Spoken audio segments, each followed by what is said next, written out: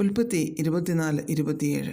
ഈ യാത്രയിൽ യഹോവ എന്നെ എൻ്റെ യജമാനൻ്റെ സഹോദരന്മാരുടെ വീട്ടിലേക്ക് നടത്തിക്കൊണ്ടുവന്നുവല്ലോ എന്ന് പറഞ്ഞു. അബ്രഹാം തൻ്റെ മകനായി ഇസ്ഹാക്കിനു വേണ്ടി ഭാര്യയെ എടുക്കുവാനായി തൻ്റെ ദാസനായ എലയാസാറിനെ തൻ്റെ ദേശത്തേക്ക് തൻ്റെ ചാർച്ചക്കാരുടെ അടുക്കിലേക്ക് അയക്കുന്ന ഭാഗമാണിത്. ആ യാത്രയിൽ ദൈവത്തിൻ്റെ വഴിനടത്തൽ അനുഭവിച്ചറിഞ്ഞ ദാസൻ്റെ പ്രാർത്ഥനയുടെ ഭാഗമാണ് ഇത്. എലയാസാറിന് തൻ്റെ യജമാനനോട് വിശ്വസ്തതയും ദയയും കാണിച്ചിരുന്ന ദൈവത്തിൻ്റെ വിശ്വസ്തത സ്വയം അനുഭവിച്ചറിയുവാൻ സാധിച്ച ഒരു സമയമായിരുന്നു റിബേക്കയെ യാതൊരു പ്രയാസവും കൂടാതെ കണ്ടെത്തുവാൻ കഴിഞ്ഞത്. ആ യാത്രയിൽ യഹോവയാം ദൈവം കൂടെയിരുന്ന് കൃത്യമായ സ്ഥലത്തേക്ക് അദ്ദേഹത്തെ നയിച്ചു. തൻ്റെ ചിന്തകൾക്കതീതമായി ദൈവപ്രവൃത്തിയും ദൈവിക നടത്തിപ്പും അദ്ദേഹത്തിന് സ്വയം അനുഭവിച്ചറിയുവാൻ സാധിച്ചു. നമ്മളും ദൈവത്തിൽ വിശ്വസിച്ച് ദൈവിക നിയന്ത്രണത്തിൽ മുൻപോട്ട് പോകുമ്പോൾ യേശു കർത്താവ് നമ്മെ നേരായ വഴിയിലൂടെ നടത്തും എന്ന സത്യം നമുക്ക് ഇവിടെ നിന്ന് മനസ്സിലാകുന്നു.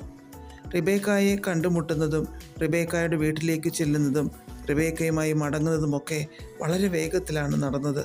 എങ്ങും ഒരു തടസ്സമോ കൺഫ്യൂഷനോ ഉണ്ടായില്ല. എലയാസാറിൻ്റെ പ്രാർത്ഥനയ്ക്ക് ഓരോന്നിനും ഉടനടി മറുപടി ലഭിക്കുകയും കാര്യങ്ങൾ സുഗമമായി നടക്കുകയും ചെയ്തു. നമ്മുടെ ജീവിതയാത്രയിൽ നമ്മെ വഴി നടത്തുന്ന ഒരു ദൈവം നമുക്കുണ്ട്. ചിലപ്പോൾ എലയാസാറിൻ്റേതുപോലെ നമ്മുടെ കാര്യങ്ങൾക്കുള്ള മറുപടി അത്ര വേഗത്തിലും സുഗമമായും ആയിരിക്കില്ല ലഭിക്കുന്നത്. എന്നാൽ യേശു കർത്താവ് കൂടെയുണ്ടെങ്കിൽ നമ്മെ ശരിയായ ദിശയിലേക്ക് തന്നെ വഴി നടത്തും, എത്തേണ്ടയിടത്ത് നമ്മെ എത്തിക്കുക തന്നെ ചെയ്യും. 2 ശമൂവേൽ 7:18 നീ എന്നെ ഇത്രത്തോളം കൊണ്ടുവരുവാൻ ഞാൻ ആർ, എൻ്റെ ഗ്രഹവും എന്തുള്ളൂ എന്ന് ദാവീദ് പറഞ്ഞിരിക്കുന്നു. ദാവീദിനെ തിരഞ്ഞെടുത്ത് അഭിഷേകം ചെയ്ത് ജീവിതത്തിലുടനീളം കൂടെയിരുന്ന് വഴി നടത്തിയ ഒരു ദൈവത്തെ ദാവീദ് സ്തുതിക്കുകയാണ്. ദാവീദിൻ്റെ ജീവിതത്തിൽ ഉടനീളം ഈ ദൈവത്തിൻ്റെ പരിപാലനവും വഴിനടത്തിപ്പും നമുക്ക് കാണുവാൻ സാധിക്കുന്നു.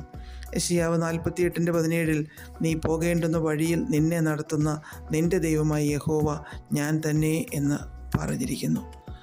നമ്മുടെ ജീവിതയാത്രയിൽ നമ്മുടെ ലക്ഷ്യത്തെ തെറ്റിക്കുവാൻ, നമ്മുടെ യാത്രയെ ദുരിതപൂർണമാക്കുവാൻ, കാര്യങ്ങളുടെ വേഗതയെ തകർക്കുവാൻ, ലക്ഷ്യസ്ഥാനത്ത് എത്തിക്കാതെ വഴിയിൽ തകർത്ത് കളയുവാനായി ഒക്കെ ശത്രു അശ്രാന്ത പരിശ്രമം നടത്തുമ്പോൾ ഞാൻ നിങ്ങളോട് കൂടെയിരിക്കും എന്ന് പറഞ്ഞ യേശു കർത്താവ് നമ്മെ ദൈനംദിനം വഴി നടത്തും.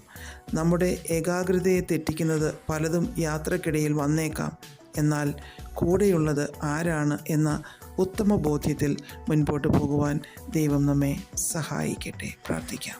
പ്രിയപിതാവേ, അങ്ങയുടെ സാന്നിധ്യത്തെ സദാ തിരിച്ചറിഞ്ഞ് അങ്ങയോട് ചേർന്ന് ഈ ജീവിതയാത്രയിൽ നടക്കുവാൻ ഞങ്ങളെ സഹായിക്കണമേ.